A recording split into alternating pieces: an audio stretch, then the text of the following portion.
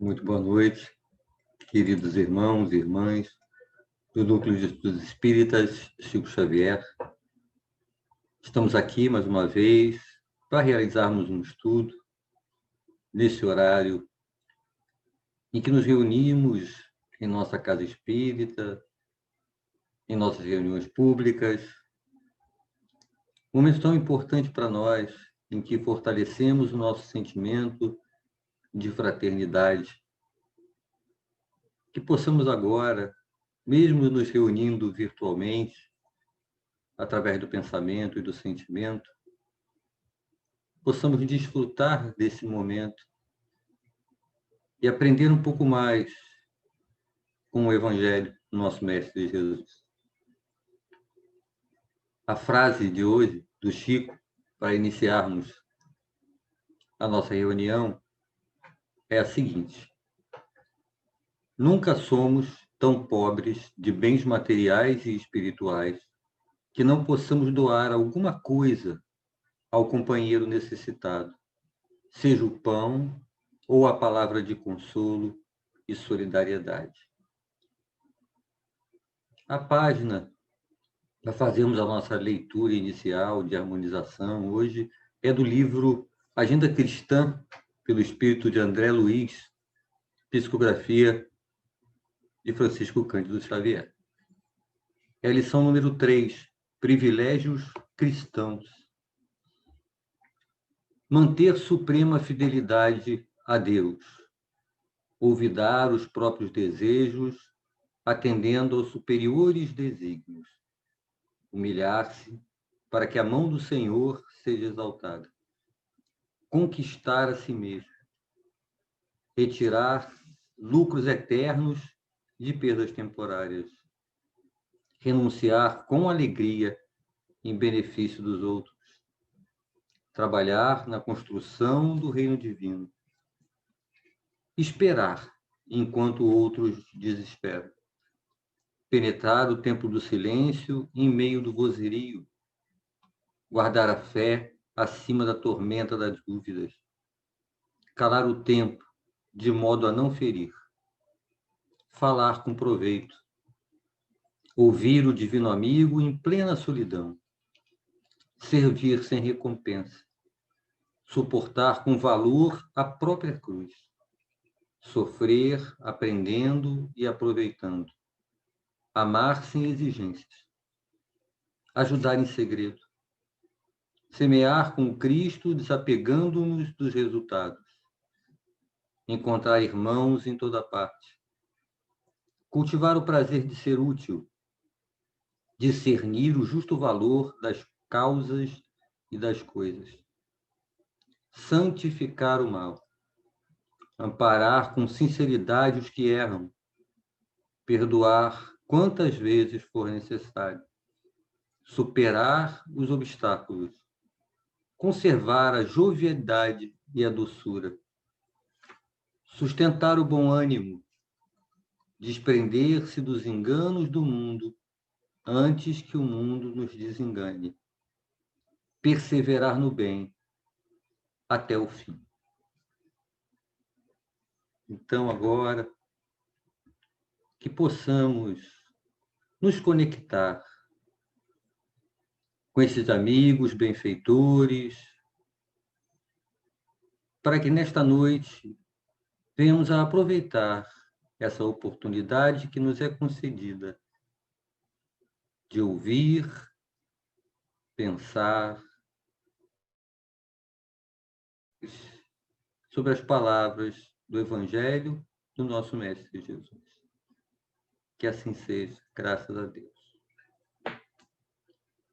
Bem, hoje eu realmente gostaria de falar sobre o Evangelho. O Evangelho significa boa mensagem, boa notícia, boa nova. Mas qual foi, numa visão mais genérica, a boa nova que Jesus veio nos trazer há mais de 2000 anos? O Mestre apresentou à humanidade um Deus de amor. Não mais aquele Deus que se respeitava pelo temor, o Jeová da voz de trovão, mas sim o Pai, de infinito amor e misericórdia.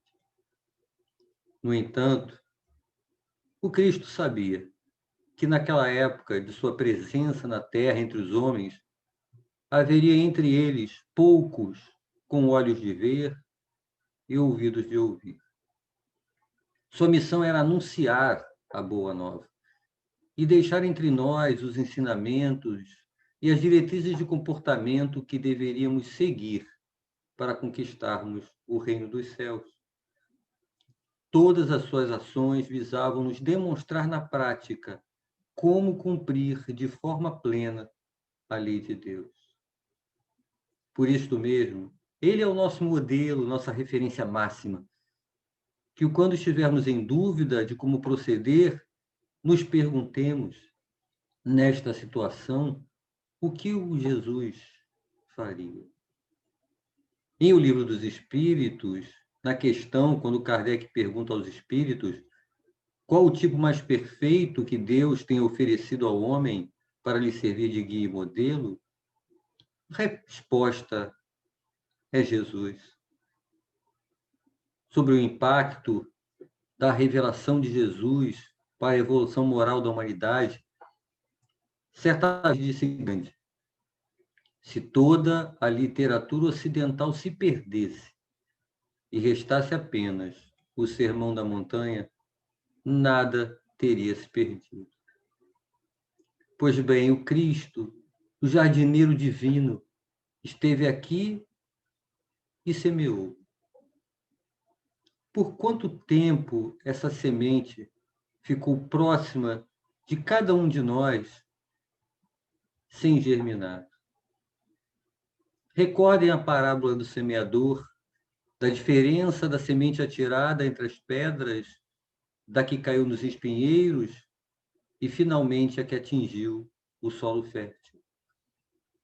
Apenas a do solo fértil alcançaram condições de gerar frutos.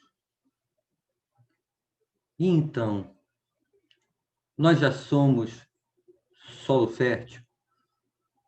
Todos nós espíritas temos consciência que o Evangelho é o grande roteiro para que nos ajustemos no nosso comportamento, a fim de termos as melhores condições de nos proporcionar a evolução espiritual. É imprescindível estudar o Evangelho, aprofundar nosso conhecimento e esclarecimento pelos ensinamentos do Mestre. No entanto, ficar apenas na teoria de nada nos adiantaria. Precisamos colocá-lo em prática, certos de que ainda temos inúmeras dificuldades, limitações e defeitos. Mesmo assim, é necessário que concentremos nossos maiores esforços de forma persistente em praticá-lo. Mas será possível realmente praticá-lo?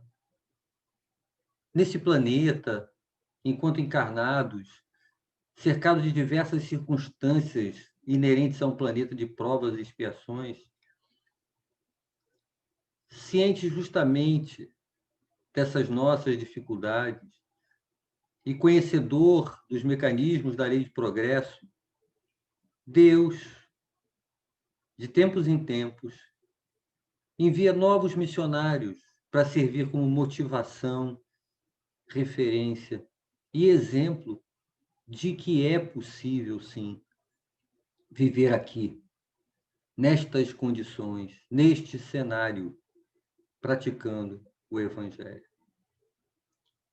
Neste estudo, nós vamos recordar de forma breve alguns pontos do legado relativo à prática do Evangelho que nos foi deixado por um destes espíritos muito amados, enviados pelo Pai, alguns séculos após a passagem de Jesus nesse planeta. No final do século XII, avançando para o século XIII, ocorriam na Terra dois movimentos que marcaram de forma extremamente negativa a nossa história. atrasando a marcha do progresso planetário com um relevante impacto até os nossos dias. A Inquisição e as Cruzadas.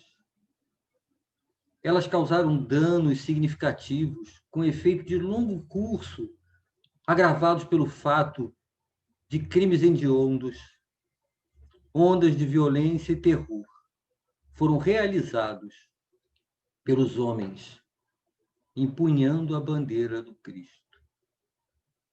Como nos relata Emmanuel, no capítulo 18 da obra A Caminho da Luz, exatamente nesta época, e por isso mesmo, um dos maiores apóstolos de Jesus desceu à carne com o nome de Francisco. Seu grande e luminoso espírito resplandeceu próximo de Roma, nas regiões da Úmbria, mais precisamente na cidade de Assis. Vamos beber um pouco hoje na fonte límpida e sublime, refrescante e renovadora do exemplo de Francisco de Assis, o poverello, o pobrezinho.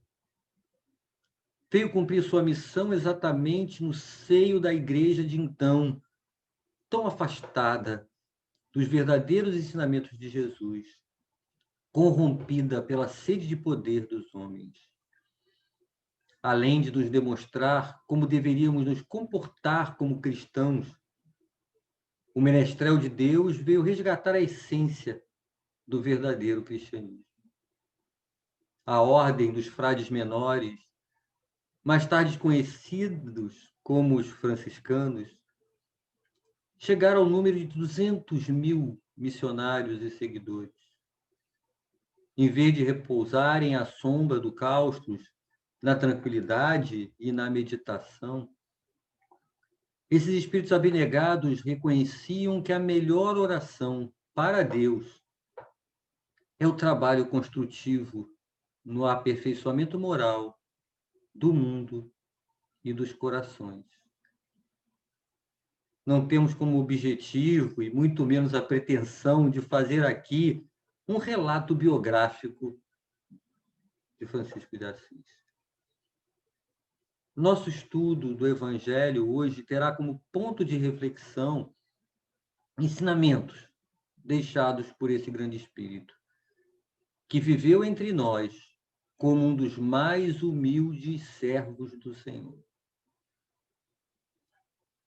Quando me refiro a ensinamento de Francisco de Assis, ou até mesmo a simples menção de seu nome, qual a primeira lembrança que vem à mente para uma grande maioria de nós?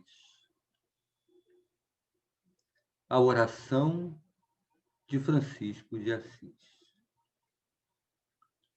Mas será que há como fazer uma conexão da oração da paz com o Evangelho segundo o Espiritismo? Vamos caminhar pelas frases desta oração, aos poucos. Senhor, fazei-me instrumento de vossa paz. Postura de humildade, colocando-se plenamente à disposição do Mestre. Precisamos ter a visão adequada em relação à solicitação do Senhor, fazei-me. Francisco não solicita que seja transformado como que em um milagre para ser algo que não é.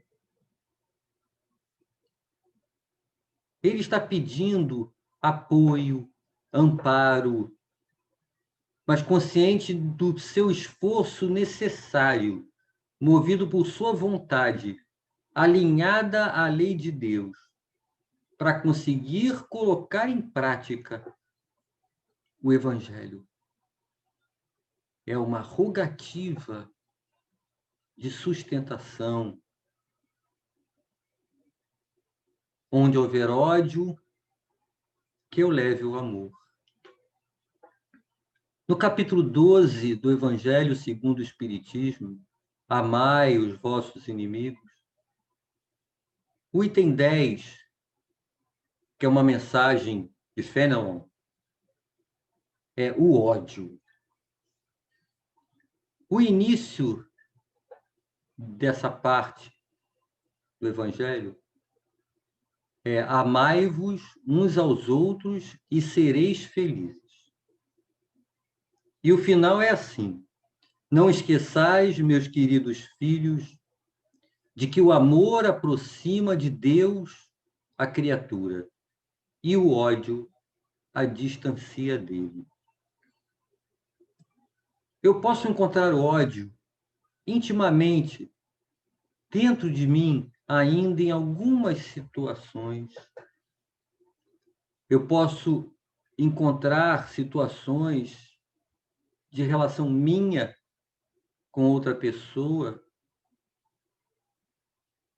plena de ódio. Eu posso encontrar pessoas próximas a mim que se odeiam. Em todas essas situações, eu devo levar o amor, pois é a única ferramenta capaz de vencê-lo. Levar o amor é acessar esse sentimento e deixá-lo se expandir para então, em contato com o ódio, enfraquecê-lo até conseguir extingui-lo. Onde houver ofensa, que eu leve o perdão. Se alguém lhe ofendeu e por isso vocês se afastaram, procure o ofensor e leve o seu perdão até ele. Ele pode estar arrependido, sentindo-se culpado, envergonhado, e por isso não o procurou. Mas se porventura ele não estiver nem aí, de qualquer forma, fazer a sua parte no reconciliar-se com o vosso adversário enquanto estáis a caminho é a recomendação do Evangelho e certamente trará para você leveza e serenidade. Se algum amigo lhe procura e expõe sua mágoa com alguém, busque incentivá-lo ao exercício da indulgência para com os erros alheios. Lembre-o que todos nós erramos e necessitamos do perdão de alguém em algumas situações da nossa caminhada. Onde houver discórdia, que eu leve a união. No capítulo 9, bem-aventurados os que são brandos e pacíficos. No item 4, Jesus faz da brandura, da moderação, da mansuetude, da afabilidade e da paciência uma lei. Está lá escrito: pacificar. Existem irmãos e irmãs nossos que só a chegada deles no ambiente que estamos faz com que os ânimos antes exaltados se acalmem. Mas e nós? Quando chegamos a algum lugar onde, entre conhecidos nossos, está estabelecida uma contenda, como nos comportamos? Ouvimos os argumentos dos dois lados para poder escolher um lado da briga? Ou buscamos fazê-los entender que os dois lados têm direito a divergir de opinião, mas não há necessidade alguma de fazer disto motivo de discórdia? Afinal, independente de nossos pontos de vista, não somos todos irmãos? onde houver dúvida, que eu leve a fé. A dúvida enfraquece as convicções e o bom ânimo. Qual o impacto em nossas vidas da falta de fé em nós mesmos e da falta de fé no Pai? Quando oscilamos em nossa fé, ainda longe de ser uma fé inabalável, o que acontece conosco? Reconhecendo por experiência própria o quanto estes momentos de dúvida nos são prejudiciais, o que faremos quando percebemos que a irmã ao nosso lado está em dúvida? Encontremos meios de apoiá-la no fortalecimento de sua fé. A doutrina espírita nos dá os elementos necessários para isso.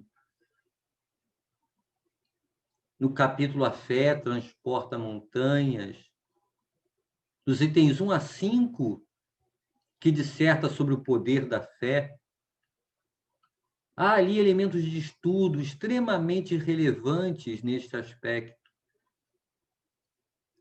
Mas trazendo agora um pequeno trecho que diz assim: da fé vacilante resultam a incerteza e a hesitação de que se aproveitam os adversários que se tem de combater.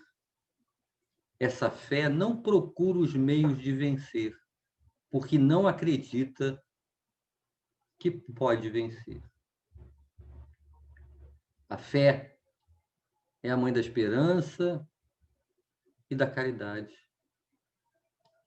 É muito importante dar os nossos passos tendo-a como companheira.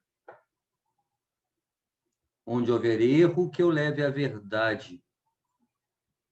Conhecerás a verdade, e a verdade o libertará.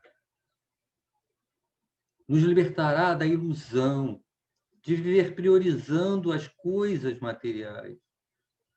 A verdade, o esclarecimento sobre as leis de Deus, nos traz consolação, resignação, fortalecimento da fé, esperança e a coragem necessárias para enfrentar e vencer nossas próprias dificuldades e passar por nossas provas e expiações, atingindo os melhores resultados possíveis. Lembrando sempre que a verdade se encontra na essência de todas as religiões. Onde houver desespero, que eu leve a esperança. Pregai pela vossa esperança firme, para lhes dardes a ver a confiança que fortifica, e põe a criatura em condições de enfrentar todas as vicissitudes. Item 11, capítulo 19, Evangelho segundo o Espiritismo. Imagine alguém que, pelas dificuldades das condições que tem que enfrentar, perdeu a esperança, entrou em desespero. Pense no peso de cada minuto vivido assim. Procure avaliar esta dor.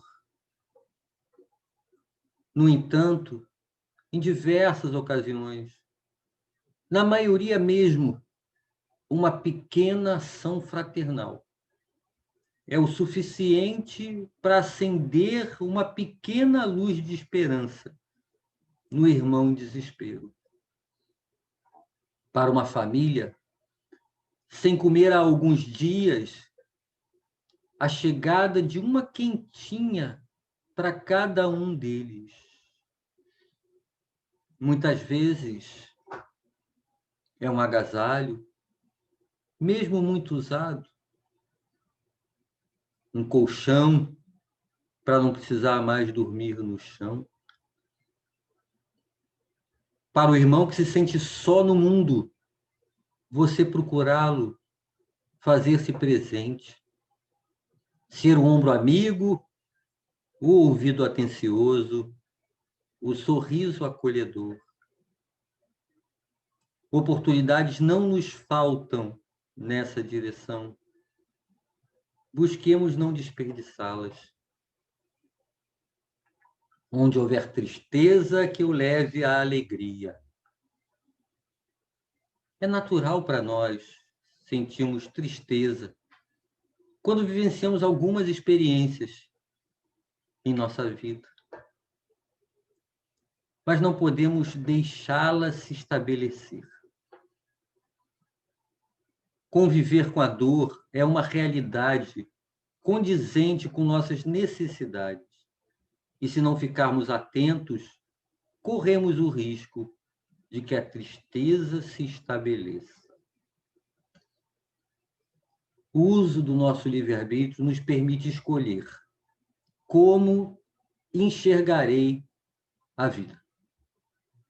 Com positividade ou negatividade? Jesus nos disse: mas a vossa tristeza se converterá em alegria. João, capítulo 16, versículo 20. Mas para compartilhar a alegria, eu preciso primeiramente tê-la comigo. E nós temos inúmeros motivos para sermos alegres a cada novo dia. Vou mencionar apenas 2. Primeiro, conheço Jesus. Segundo, a alegria que, pela misericórdia do Pai, eu recebi como presente mais um dia para viver por aqui. Aproveite bem a cada dia, expressando com um olhar, um gesto, aos que te encontrarem contigo, a alegria de viver. Onde houver trevas, que eu leve a luz. Mas quem sou eu para levar a luz a alguém ou a algum lugar? Estou muito longe de ser um ser iluminado. Isso é verdade. Mas para eliminar as trevas de uma sala escura, basta um pequeno fósforo. Não precisa ser o sol. Mesmo em nossa condição evolutiva atual, temos como compartilhar com os outros a luz que o Evangelho nos proporciona. Mas não apenas pela fala, mas principalmente pela conduta. Evangelizai pela prática, pelo exemplo. Vamos falar agora de um pequeno conjunto da oração. Ó Mestre, fazei que eu procure mais consolar que ser consolado, compreender que ser compreendido, amar que ser amado. O que, em conjunto, esse trecho nos traz de ensinamento? Qual é a base dessa solicitação ao Mestre? Vamos fazer um exercício de inverter essa questão. Ao invés de consolar que ser consolado, compreender que ser compreendido, amar que ser amado, se ela fosse assim, que eu procure mais ser consolado do que consolar, ser mais compreendido do que compreender, ser mais amado do que amar. Vendo desta forma, fica claro que na súplica de Francisco, a prioridade está no outro e não em mim. O meu olhar está no benefício que eu posso levar ao próximo e não no que possa vir a receber. É um movimento consistente na direção da caridade e, portanto, de afastamento do egoísmo. Como nos ensina os espíritos, o egoísmo é a grande chaga da humanidade. Então, colocar o próximo como prioridade, como nos ensina Francisco de Assis, é o aprendizado que precisamos ter. Consolar que ser consolado.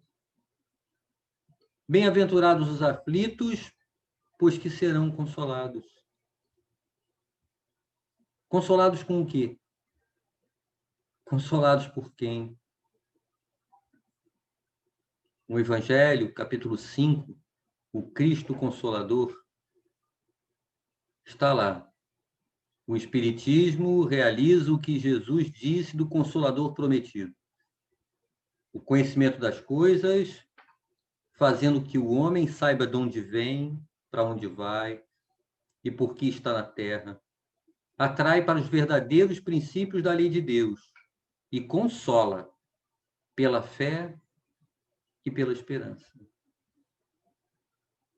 Consolar com base no Evangelho e na doutrina espírita. Consolar aquele que sofre. Eu já vi alguém consolar num velório uma mãe que perdeu sua filha e motivá-la à resignação sem dizer uma palavra. Ela apenas demonstrou sua absoluta e inabalável disponibilidade ao lado daquela irmã que sofria. Sua postura dava um claro recado: estou aqui, junto a ti, para o que precisares de mim. A certeza da vida futura é consoladora. A certeza de que os laços de amor não se rompem jamais é consoladora. A certeza de que estamos amparados em todos os momentos é consoladora. A certeza da causa de nossas aflições é consoladora.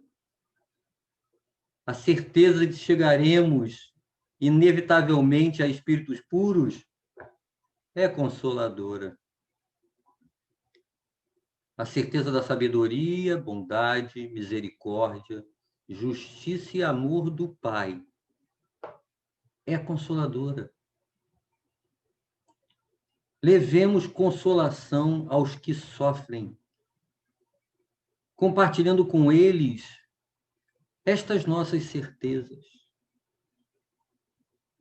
Compreender que ser compreendido. Será que eu ainda quero estar certo sempre? Meu ponto de vista tem que prevalecer. De qual forma eu posso contribuir mais em uma determinada relação? Eu devo priorizar que o outro compreenda os meus motivos e os aceite?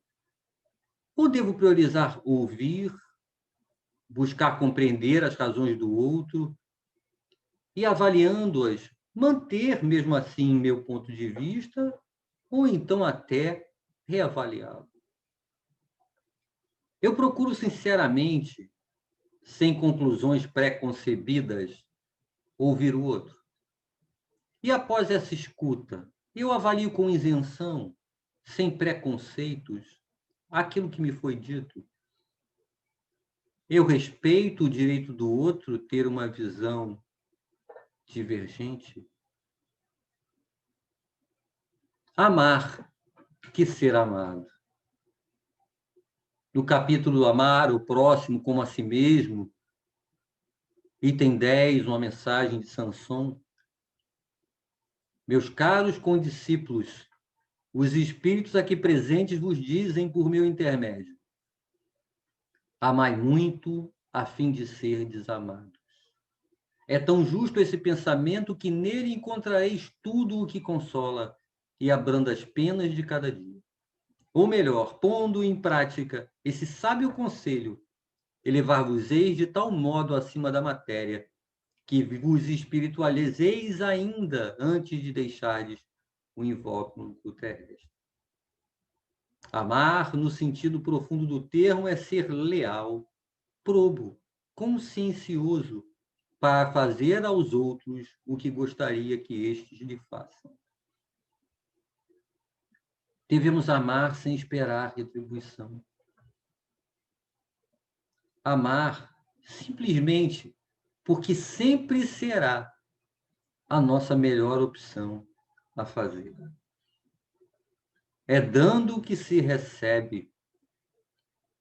Você já deve ter ouvido falar do círculo do bem, né? Hoje eu ajudo alguém que precisa, amanhã essa pessoa ajudará outra. E assim o bem segue fluindo, circulando, até que em algum momento, exatamente naquele que eu mais precisar, virá alguém e será um instrumento da misericórdia divina atuando em meu auxílio. Isto é da lei. Trazendo um exemplo que está na obra Lindos Casos de Chico Xavier, de Ramiro Gama, nos relata que Dona Maria da Penha, que era viúva de Raimundo, irmão do Chico, julgava este meio mão aberta. Ela não acreditava muito nesse dar sem receber, sabe? E numa certa manhã ela chegou para o Chico e falou que não acreditava nessas teorias de servir, de ajudar, de dar e dar sempre, sem uma recompensa. Que ela não via o Chico receber nada em troca do que ele fazia. Chico lhe disse: tudo que fazemos com sinceridade e devoção, Deus abençoa. E sempre que distribuímos, que damos com a direita sem a esquerda ver, fazemos uma boa ação, mas cedo ou mais tarde receberemos a resposta do Pai. Pode crer que quem faz o bem, além de viver no bem, colhe o bem. E aí ela lançou um desafio. Vamos experimentar. Eu tenho aqui 2 chuchus. Se aparecer alguém aqui, eu vou dar esses 2 chuchus para ela. E quero ver depois se eu vou receber 2 chuchus. Mal ela acabou de falar, a sua vizinha do lado esquerdo, pelo muro, a chama. Dona Maria, pode me dar ou emprestar uns 2 chuchus? Pois não, minha amiga, aqui os tem. Faça deles um bom guisado. Daí a instante, sem que pudesse se refazer a surpresa do chamado da vizinha do lado esquerdo, a vizinha do lado direito, também pelo muro, ofereceu a ela 4 chuchus. Meia hora depois, a vizinha dos fundos pede a Dona Maria uns chuchus e ela lhe deu os 4 que ganhara. Dona Maria estava testando. A vizinha da frente, quase em seguida, sem que tivesse a mínima ideia do que estava acontecendo, oferece à cunhada do médium 8 chuchus. Por fim, Dona Maria é visitada por uma amiga com poucos recursos econômicos. Ela demora um pouco conversando, desabafa sobre a sua pobreza. Ao sair, ela leva 8 chuchus. Dona Maria vira para o Chico. Agora quero ver eu ganhar 16 chuchus. Era só o que me faltava para completar essa brincadeira. Já era tarde. Estava na hora de regressar ao serviço e Chico foi embora, tendo antes enviado para aquela irmã um sorriso confiante de dizer: espere e verá. Às 20 horas, todos na sala, juntamente com o Chico, que tinha regressado, conversam e nem se lembram mais da história do chuchu. Alguém bate na porta, Dona Maria atende. Era um senhor idoso, residente na roça. Trazia um burrinho com presente para Dona Maria, em retribuição às refeições que ela sempre lhe dava Quando ele vinha à cidade, ele colocou à porta um pequeno saco. Dona Maria abre. Estava repleto de chuchus. Contou 64. 8 vezes mais do que havia dado. Era demais, né? Daí por diante, Dona Maria compreendeu que aquele que dá recebe sempre mais. É perdoando que se é perdoado. No Pai Nosso está lá: perdoai as nossas ofensas, assim como nós perdoamos a quem nos tem ofendido. No capítulo do Bem-aventurados os misericordiosos, há na instrução dos Espíritos sobre o perdão das ofensas, que aquele que diz jamais o perdoarei já proferiu a própria condenação. Está condenado aqui, ao sofrimento. Enquanto não perdoarmos, aquela chaga queima, tortura, desequilibra quem? Aquele que não perdoa. O perdão traz alívio, retira um peso de nossas costas e nos permite caminhar em melhores condições. Como é imprescindível para nós o exercício do perdão, sem esquecermos do auto-perdão, que nos ajuda a nos livrarmos das correntes da culpa. À medida que alcançamos uma melhor condição de perdoar, ficamos também menos suscetíveis, mais resistentes ao melindre, e não nos sentiremos ofendidos com tanta facilidade. Finalizando a belíssima oração, e é morrendo que se vive para a vida eterna. Não aquela visão de viver uma vez e, ao morrer, estar com o destino definido perante a eternidade, céu ou inferno. Mas o sentido é apontar qual a verdadeira vida. A vida eterna é a vida do espírito. A que não acaba nunca. Mas morrendo, isto é, ao desencarnar, eu retorno à minha condição natural. E é para esta condição natural que eu devo apontar meus esforços enquanto estiver aqui encarnado, buscando evoluir espiritualmente. Este é o sentido que está contido nessa última parte da oração de Francisco de Assis. Queria aproveitar para trazer também para nós algumas características marcantes de Francisco que servem para a nossa reflexão. A sua alegria de viver, traço marcante na conduta diária de Francisco, mencionada com destaque em suas diversas biografias, tanto as de editoras católicas quanto as obras psicografadas. Francisco de Assis ensinava que a alegria de viver devia ser baseada no reconhecimento e gratidão a Deus pela oportunidade de mais um dia de vida. Não deveria ser necessária mais nenhuma condição adicional para sermos alegres. Estava constantemente cantando, alegre, animando os companheiros de jornada. E por falar em cantar, outra característica marcante dele era de sempre louvar a Deus. Cantava louvores, também os compunha. Ao belíssimo Cântico das Criaturas, o Cântico do Irmão Sol. Procure na internet, está lá. Segundo suas biografias, morreu cantando. É um exemplo para nós também na prática da lei de adoração. E seu amor a todos os seres da criação. Francisco se referia a todos os seres, conversava com todos, os chamava de irmãos.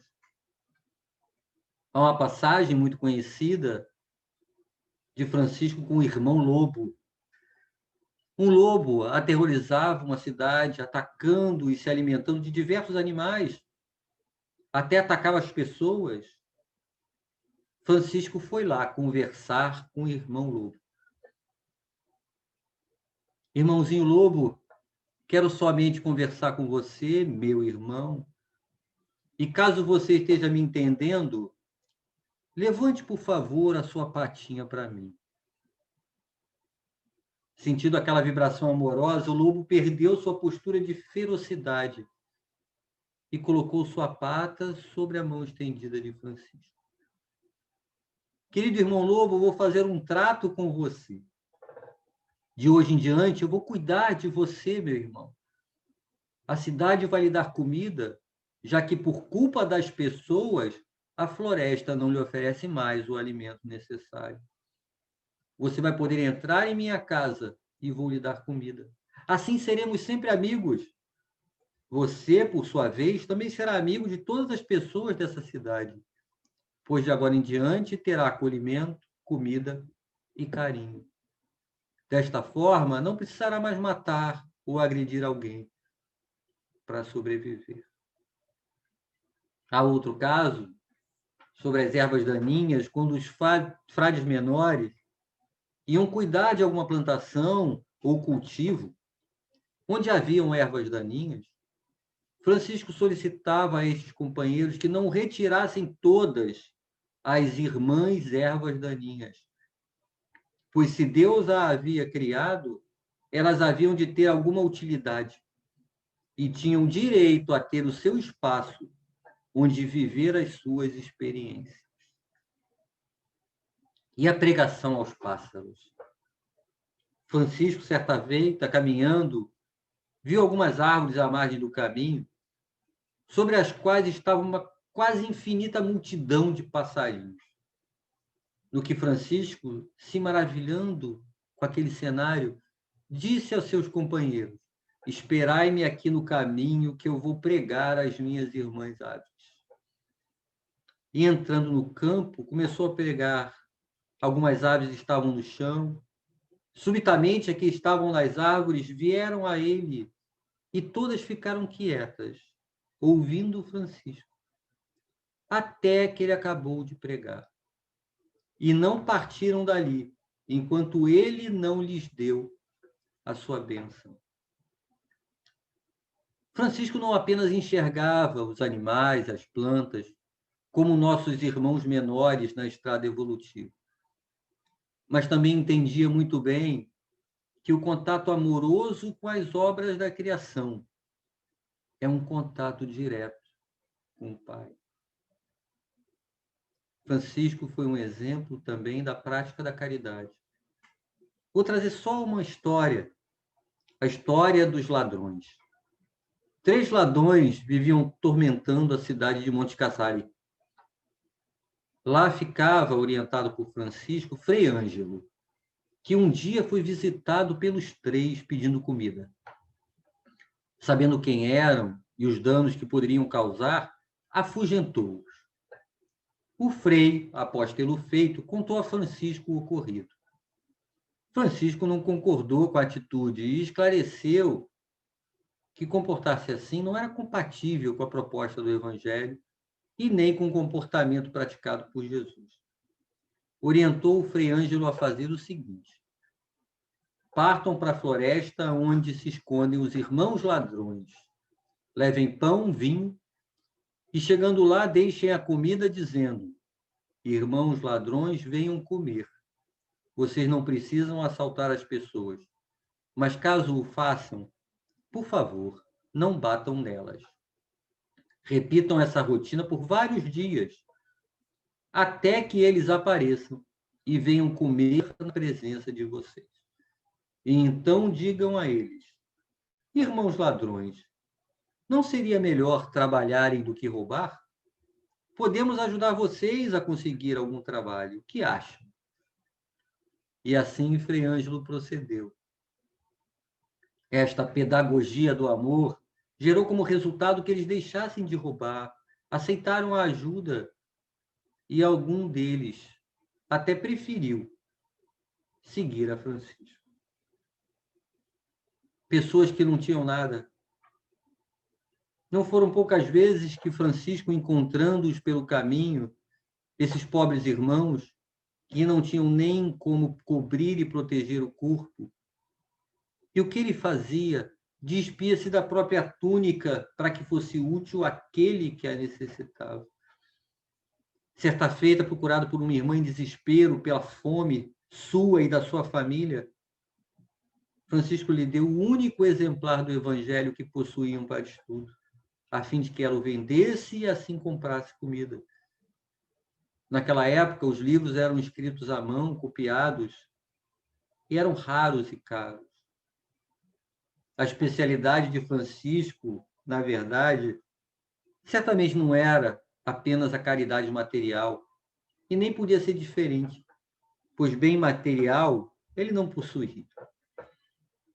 Mas a caridade, proveniente da prática de forma integral da sublime recomendação de Jesus: amar ao próximo como eu vos amei. Era esse o seu comportamento constante. Algumas pequenas frases de Francisco podem nos trazer muito apoio e compreensão de qual deve ser o nosso comportamento. Comece fazendo o necessário, depois o que é possível, e de repente você estará fazendo o impossível. Aplicável em nossa trajetória na prática do bem. O que é mais importante, as coisas do mundo espiritual ou é que nos trará benefícios relativos à nossa evolução espiritual?